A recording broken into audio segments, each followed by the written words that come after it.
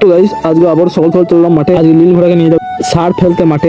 এদিকে সার লোডিং হয়ে গেছে, তাই এই সারটা নিয়ে আমি চলে যাই হো হো করে আনলোডিং করতে। এদিকে আমি ফাইনালি মাঠে চলে এসেছি, এখানে আনলোডিং হবে সারটা। এবার আমি আনলোড করতে শুরু করে দিই। তো এদিকে আমার আনলোডিং হয়ে গেছে, এদিকে আনলোড কমপ্লিট হয়ে গেছে। আবার আমি চলে যাচ্ছি আবার এক জায়গায় লোডিং করতে। এদিকে এসে আবার গাড়িটা লোডিংয়ে লাগিয়ে দিই, গাড়িটা লোডিং শুরু করে দিয়ে এই লোডিংটা হবে দু জায়গায়। ওদের ওখানে অল্প কিছুটা সার ছিল, দিয়ে আবার এসে এখানে লাগিয়ে দিলাম গাড়িটা। আর এখন আমি চলে যাবো এখন দাদুর কাছে। আগের ভিডিওতে দেখেছি বাঁশ ফাটানা, আর দাদুর কাছে আসতে দেখি দাদু এদিকে ছোট্ট কাছে ছোট্ট পাখি এইভাবে বাঁশের চটাগুলো বাঁধছে যেন জলে ডোবাতে সুবিধা হয়। ওই বাঁশের তাড়িটা নিয়ে আমি আর দাদু চলে এলাম এখন জলে দিতে।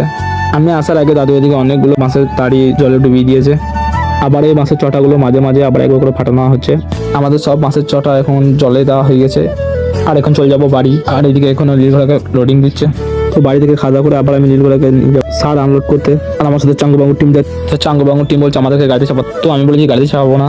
তাই নিজেদের মধ্যে মারপিট শুরু করে দিয়েছে। তো আমি এখন নীল ঘোড়াকে নিয়ে চলে যাচ্ছি আনলোড করতে। তো এই সারটা এখানে আনলোডিং হবে। তাই ভালো লাগে একটা লাইক করে দিয়ে আমার দেখাচ্ছে নেক্সট কোনো ভিডিও।